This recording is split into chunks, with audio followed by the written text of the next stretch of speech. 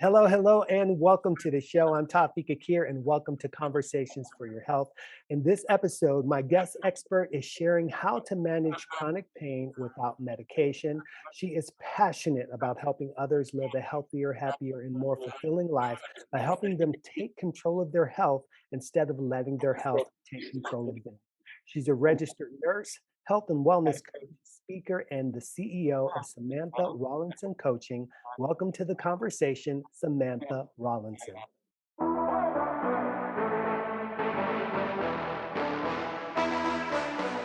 You. Thank you for having me. Yes, absolutely. Thank you so much for being here and thank you for sharing your story, your expertise, and your passion for helping people manage pain without medication. So just to start off, just please share more about you and why you are so passionate about managing pain without medication.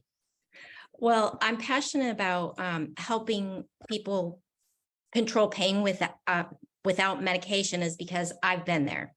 I've suffered with back pain for the last 20 years. And there are days, and I remember back years ago, and I would lose days and weeks, and I had to do something to take control of it. And about 2 years ago, I did just that. I started taking care of my health. I stopped eating meat. I started focusing on moving my body versus laying there and laying in pain. And through my journey over the last couple of years, I just passionately want to help others feel better and be able to live their best life. And can you give us a little more detail about what you actually experienced that made you go into that? So as you said, I'm a nurse. And it was about 21 years ago, I had an injury at work. And I didn't know at the time it was going to be something long term. I thought it was just something minor. I mean, I was young at the time. And I went to a physical therapist, had a car accident a month after after the injury, and it got better. And then a few years later, I don't know what triggered it. I don't know what started it, but the pain came back, and it just has continuously gotten worse and worse and worse. I have done everything from going to medical doctors to having surgeries. I've done acupuncture. I've done massage. I've done energy healing. You name it, I have tried it. Mhm. And so what is it that I guess I would say, what are some benefits of managing chronic pain without medication? Like, what have you found those to be? More energy. For me, I am very sensitive to medicines. So I have more energy. I feel better.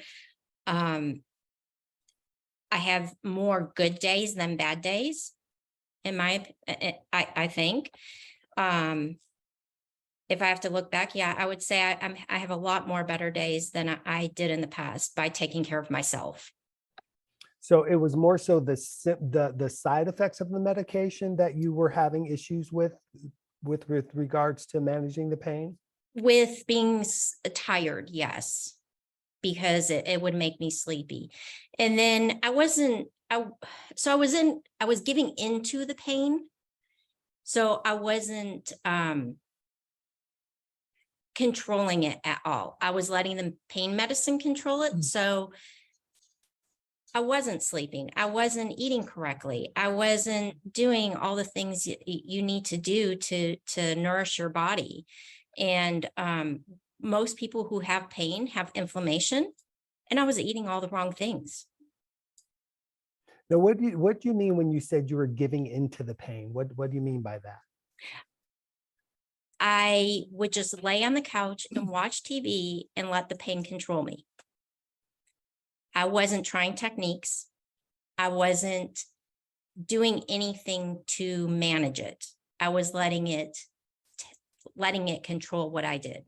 Gotcha. Yeah. So yeah, that makes sense. So basically, actually, it's very similar to what happens when people when they're start getting overweight. It's like they just sit around and do nothing to mitigate it, Right. they just let it just happen. Yeah, so I see what you're saying. Yeah. Now I would imagine that if you're trying to manage chronic pain without medication, that mindset plays a major role in that, especially without the medication. So tell me more about like how mindset and how mindset helped you to manage your pain.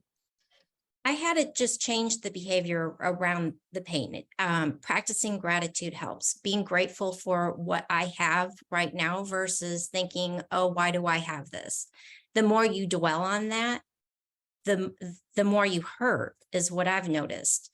Um, so just managing how you think about things, not letting the pain, when the pain is really severe, try to do things that take your mind off of it. Mindfulness, reading, listening to music. I do something called EFT. It's emotional freedom technique. And it's really good about, because you're thinking about that, you don't think about the pain. And it does most, I would say probably 99% of the time it helps. I Now, mean, I do have a day here or there that I'm like, it just really does take control. I'm not going to say you're going to be free 100%. That's impossible. yeah. So the EFT, tell me a little bit more about that. What first of all, what does EFT stand for? Okay, EFT stands for emotional freedom technique. It is also referred to as tapping, and it's a psychological acupuncture. So you tap along the meridian lines in your body, and when you tap, so for instance, I'm going to take my glasses off real quick. You tap on the side of your hand and you talk about the negative first. Oh, I'm in pain. I can't believe I'm in pain again. And you go through the points, which is the side of your hand, your eyebrow, the side of your eye, under your eye, under your nose, under your lip, your collarbone, under your arm, and then on top of your head. Those are your meridians. And you just, as you tap on those, you talk about all the negative that is around this pain. And then you do another round and you talk about the positive. Even if you're not feeling it, you're like, I no longer have pain. I can't imagine my day without this pain. You just go through those things, and it's amazing how it distracts you and it takes it away. Mhm. Yeah, the mind is, I tell people all the time, first of all, I think that the mind is powerful based on number one, words a lot. I think that people don't realize how impactful words are. Like you're saying, like if you're constantly focusing on I'm in pain, then your body's going to respond to I'm in pain. Whereas if you change that mindset to, I'm no longer in pain, not feeling the pain as much, those words are very impactful. I always tell people, like when they say, this is completely off topic, but like when they say, I love something, like when Oprah Winfrey did that thing, I love bread. I hated that commercial so much because it's like, no, you enjoy the taste of bread. You don't love bread. Because I think love is a very strong and powerful word. And Right. so I think that when you associate those kind of words, that's why people who have food problems have problems with them, because they like, they attach, I need this for, comfort, or I need Right. this for that, they attach those things to it. So of course, I would imagine that with pain, it's very much similar. Yeah, very nice.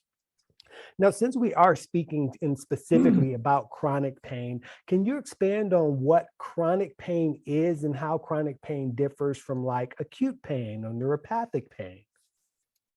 So chronic pain is for somebody who has been in pain for more than 3 months. I think that's the definition right now, is 3 months to 3 to 6 months with no relief. So like somebody who's in acute pain, say, oh, you twisted your ankle. That's something that's going to heal within a few days and the pain's going to go away. Somebody with chronic pain is something that is going to last, and there's no way of reversing it. And there's a lot of diseases out there that do have chronic pain that there is no way besides meds and mindset and going through all the things to help it, because it's a chronic condition that they have to live with. Gotcha. Yeah, that's I think that's good for people to know, because a lot, you and I, of course, know what these things are, but our guests may not. Right. Um, so if you're not using medication to manage chronic pain, then I would, imagine that nutrition or supplementation of some sort would need to be the primary alternative, so to speak. So how important is nutrition and supplementation in managing chronic pain? I think nutrition is really important because there's two things that really play a part into our pain is, like I said in the beginning, inflammation. And so foods that are inflammatory to your body, and people hate me saying this, but dairy is the number one inflammatory food, um, that just causes more inflammation in your body. And then the other thing is sugars. I mean, sugars, they just feed on it and they make it worse. So those I think are the two big culprits. Yeah, I agree wholeheartedly with dairy, processed foods, and the sugars. That's the Yep. one of the big things that I try to really talk to my clients about, because those are things that, well, the sugars and the processed foods, number one, have practically zero nutrition value whatsoever. And then of course dairy, as we know, I always tell people, you have to think about it this way: the purpose of a cow's milk is to make a calf bigger. And when a calf comes out, it's already like the size of us anyway. You know what I mean? So Yeah, it's like, exactly. so why would you, and I'm like, and then the calf gets weaned off of that. So why would you drink something that is meant to make a cow bigger and keep drinking it throughout your entire life, but you wean yourself off of your mom's milk? Like, it makes no sense to me why people, and it's so interesting. As a child, I hated dairy. My mom said that they used to have to put stuff in milk for me to drink it. So by nature, I've never liked milk. I don't like the taste of it now, so I've never had the issue with it. But my brother's completely different. Like, he could drink a carton of milk every day, and like he loves it. And I'm like, oh, I don't like anything about it. Yeah. Yeah, my youngest daughter's like you. I had to find a way of getting calcium in her because she would not drink milk. Yeah, it's really tough. So you say no dairy. What do you think about the approach of going plant-based to help I with pain am all management? for plant-based, 100%. I went plant-based about, well, wow, going on 3 years. I can't believe it. So there's so many alternatives besides animals. So, yeah, especially with dairy, there's so many alternatives now. They use a lot of nut-based things for your dairy. And for the most part, I've tried like everything on the market, I think. So you just have to try and see what you like. They actually have oat alternatives and soy. And I don't recommend soy as an everyday thing, Mhm. because that has a lot of indications all on its own. But it's okay to to use soy products, just not as your primary. Yeah. I personally, and also have to, when it comes to soy too, you have to really pay attention to how your body responds to it, because everybody, as we know, responds differently. I Mhm. personally, when my other half, when we first got together, my other half, all he ate was protein. That was the only protein he ate. So when we started dating, when we would eat and I would eat at his place, I would eat the foods that he would eat. Within 3 months, I gained 22 pounds. And the only thing that had changed was I was eating the soy. And come to find out, it had impacted, people don't understand this part too, but men also have estrogen. And so it had affected my estrogen, which had affected my fat storing hormones and caused me to gain weight. I hadn't changed anything except for eating soy instead of the other choices for Mhm. protein that I had. So yeah, so just make sure that you're paying attention to how your body feels, especially if you're eating something that actually has some indications. Like you said, it's not good to be eating on a consistent basis for Mhm. some people.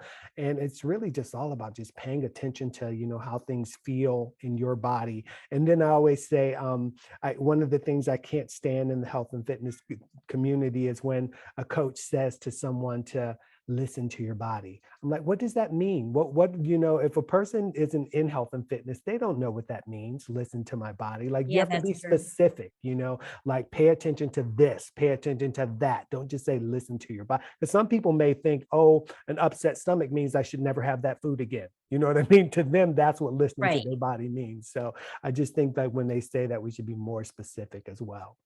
Yeah, you're Now, right. moving on to getting back to the topic.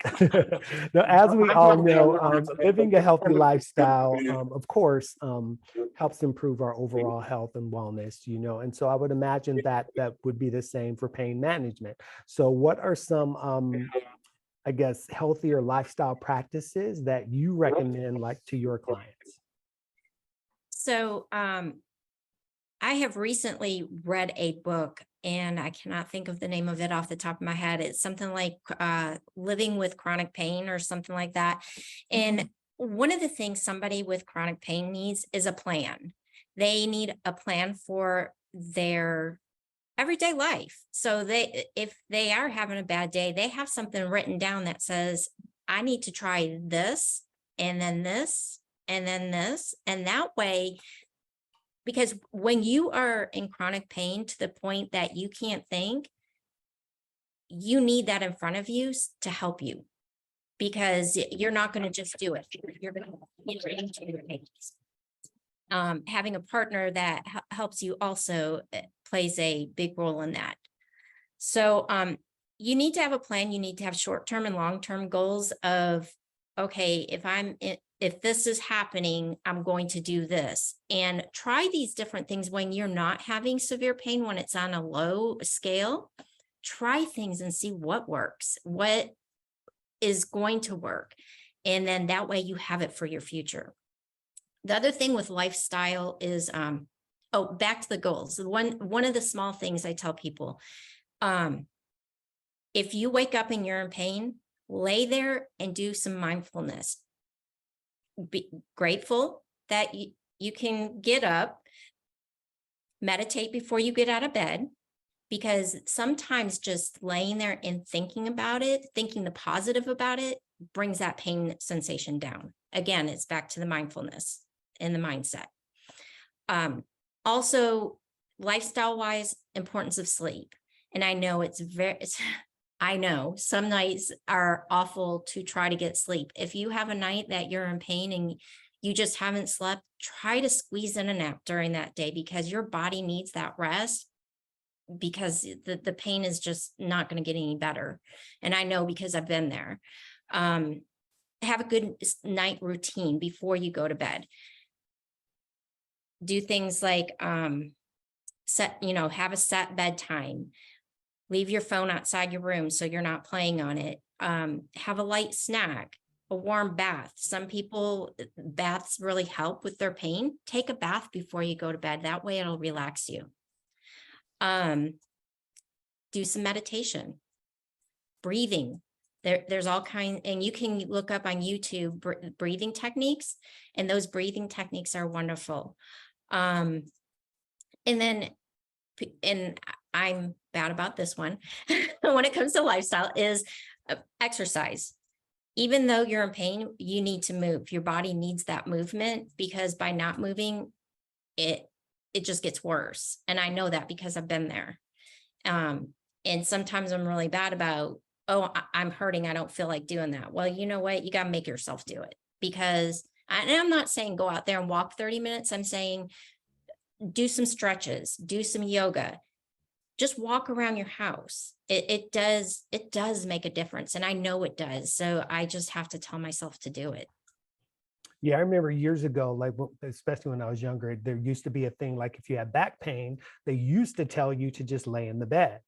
But after many years of studying, they found out that's the worst thing that you can do because it makes the pain worse, that you should actually get up and move around so that you're not stiff, that your muscles don't atrophy, so that your joints and things don't get inflamed and get stiffened. So that makes so much sense, because once you start moving and that blood starts circulating and oxygen flows to your body, as we know, oxygen medication helps to mitigate some of that inflammation as well. So those are great tips. Now, I know that we've spoken a lot about managing chronic pain without medication, but I guess being a nurse, I'm assuming that you do believe that there is a place for medication in certain circumstances. Can you share more about that? Yes. So and again, being through chronic pain, I understand you have times that all your techniques are not working for some reason. And it's okay. I'm not going to tell somebody don't take medicine. It's okay to take medicine when you really can't control it, because sometimes you need that to help you get control of it the rest of the way. So I'm not telling you not to take medicine, but if you can try these steps and take less of it, you'll feel better. You really will.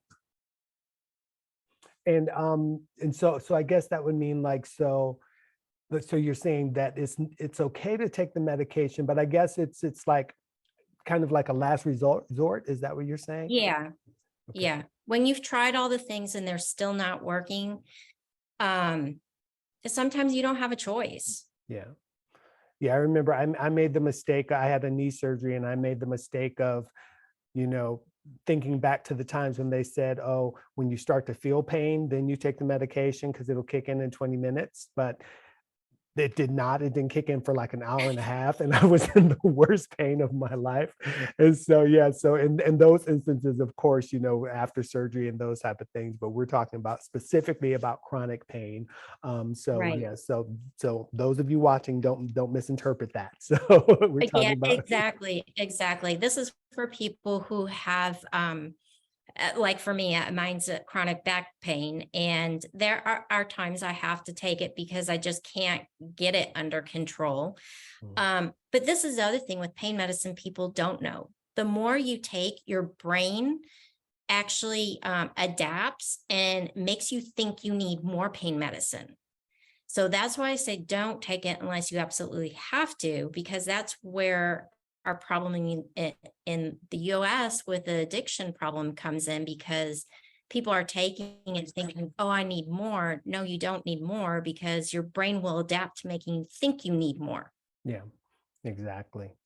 Yeah, and that's a big issue. My other half works at the hospital, and that was one of the big things that people would come in and trying to get these, you know, high dosage pain medications. And luckily, there's restrictions in place now that they're, you know, trying to monitor Mhm. that stuff, so that people don't become, because then people get addicted to the pain medications, and then you know they have to do even more stuff to try to manage their pain. So that makes Right. sense. Yeah. Now, if someone watching right now is struggling with chronic pain, what is the first thing that you'd recommend that they start doing to manage their pain without medication? Probably the first thing would be the mindset, because it's the thing that you can control the fastest. And that's just like I said, and you can look up on YouTube if they don't know how to do EFT tapping. There's all kinds of videos around pain on there. There's also mindfulness and distraction. Distraction is a good one, you know, watching TV, listening to music. Call a friend and chat about anything but the pain. So just getting your mind off of what is going on in your body. Um, so just yeah, get distraction is a good one. And then also the breathing. I kind of touched on that a little bit. There's some breathing techniques. You breathe in for 4, hold for 4, relax for 4. That, because it makes your mind, you're thinking about that and you're not thinking about the pain. So it's a Yeah. distraction. Yeah. Yeah. And there's tons of breathing techniques, box breathing, all kinds of things. And like you're saying, like if you focus on the patterns of the breathing, that'll help you focus on that rather than the actual pain. Makes so much sense. Now, are there any last thoughts that you would like to share with the audience? I can't think of anything right now. We really talked about everything that I wanted to talk about. Yeah, and we did cover a lot. We covered mindset, we covered nutrition, lifestyle. You gave some great information about EFT, some medication things that people can at least start with. Mhm. One thing I always like to tell people too is that, especially for those of you that are watching, if you're experiencing chronic pain, oftentimes you hear a lot of us health and wellness professionals give you advice, and sometimes you think, oh, that's too simple, so you don't even try it at all. And sometimes it is simple and you Mhm. just need to try it. So if you're in pain, try the mindset techniques. Don't just think, oh, that's hogwash, I'm not going to do that. Try it. You have nothing to lose by taking that effort, because what if it does help you? What if it does Yeah. work for you? So just take that effort. Don't assume that it's not going to work. That goes back to the mindset too. Don't assume that it's not going to help, Mhm. because if you go into it thinking it's not going to help, then it won't help. So you have to go into it with an open mind. You have to make sure that you're Mhm. really focused on making the changes to improve your health and wellness. That is so true, because let me tell you, I've tried everything out there. So, yeah, take it from somebody who's tried everything. If you can work on your mind, you can it works on everything in your atmosphere. Yeah. Whole well-being. I always say that. Yes. Very cool. Thank you so much for joining me today, Samantha, and thank you for sharing such great information. And for all of you out there that are watching, if you would like to get in touch with Samantha or connect with her on social media, her website is samantharawlinson.com. You can connect with her on Instagram at Samantha Rawlinson Coaching, and on Facebook at Samantha.s.Rawlinson. And again, thank you so much for watching. Thank you, Samantha, for being here and for sharing your amazing expertise on managing chronic pain without medication. And for those of you watching, please be sure to share this episode with your family and friends, and don't miss the next episode. Thank you again for watching. And until next time, please be safe and be well.